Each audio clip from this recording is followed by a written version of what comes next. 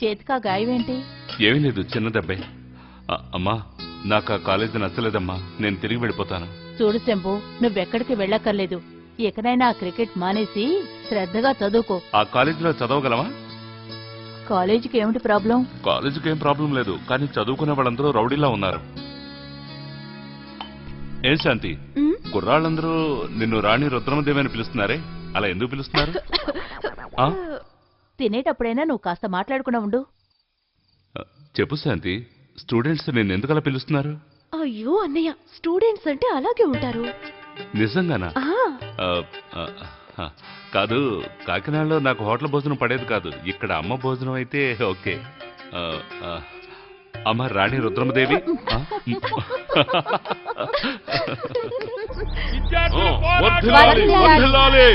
విద్యార్థుల పోరాటం college management దౌర్జన్యం నశించాలి.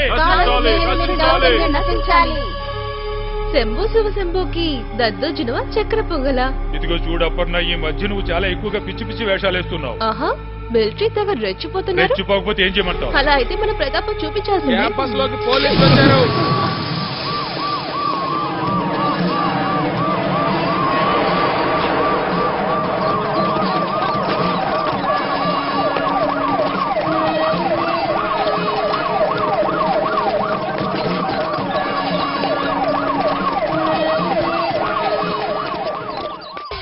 మీ పోరాటాన్ని విరమించుకోవాలి. అందరూ క్లాసులకు వెళ్ళండి, లేదంటే లాఠీ చార్జ్ చేస్తాం. లేదు సార్, మా కాలేజీ యాజమాన్యం మా కోరికలు తీర్చాలి. పోలీస్ దౌర్జన్యం నశించాలి. పోలీస్ దౌర్జన్యం నశించాలి. వీళ్ళతో మాట్లాడే ప్రయోజనం లేదు సార్.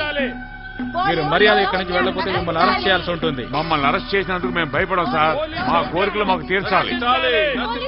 పోలీస్ దౌర్జన్యం నశించాలి.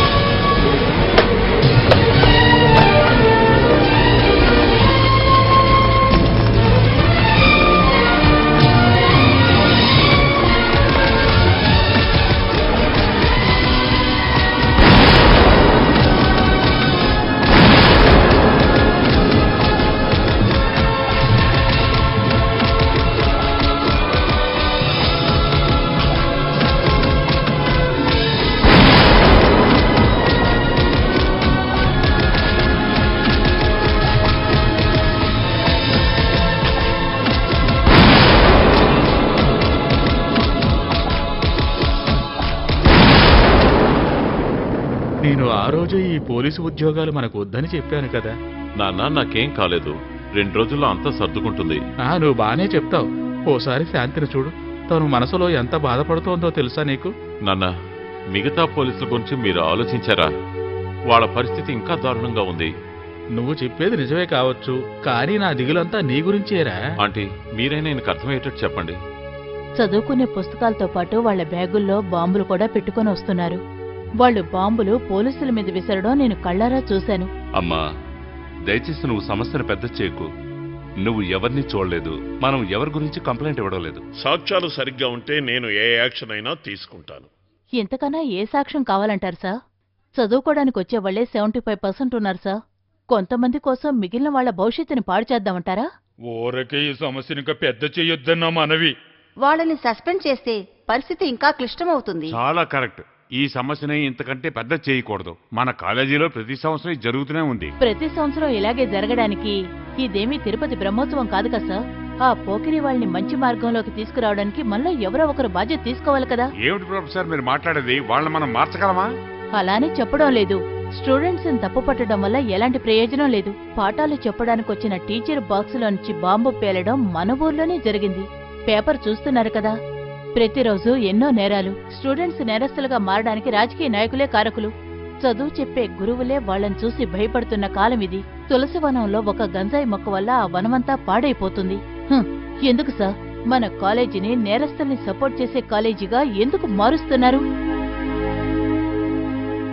నేను చూసిన విషయం ఎక్కడికైనా వచ్చి చెప్పడానికి సిద్ధంగా ఉన్నాను. ఆ తర్వాత నిర్ణయించుకోవాల్సింది మీరే.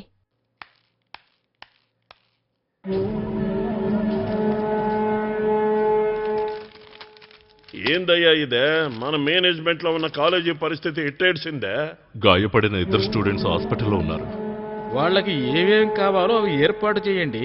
గాయపడిన విద్యార్థులకు ఎక్స్గ్రేసియా ప్రకటించండి. రా ప్రవీణ్, నీకు అన్ని విషయాలు తెలిసే ఉంటాయనుకుంటాను. ఆ 6గురిని సస్పెండ్ చేయడం మాత్రం ఖాయం. ఇవేమైనా కాలేజీల ఆయుధాల గిడ్డంగుల? ప్రొఫెసర్ శంకరీ గారు బాగా రాసినారు. ఆమె అందగతే కాదు, అక్షరాలు కూడా అందంగా రాసినది. చదివినావు కదా? చదివాను. అవును, నువ్వు ఆ శంకరి స్టూడెంట్ కదూ? ఇటు చూడు ప్రవీణ, దీని నుంచి ఎట్టా బయటపడాలో మాకు బాగా తెలుసు. అంచేత మాటలతో రాజీకి రావడం మంచిది. ఆవిడతో మాట్లాడి అర్థమయ్యేలా చెప్పు. ఇచ్చిన కంప్లైంట్ ని వెనక్కి తీసుకోమను. ఈ పని వెంటనే జరిగిపోవాలి. బంజీ.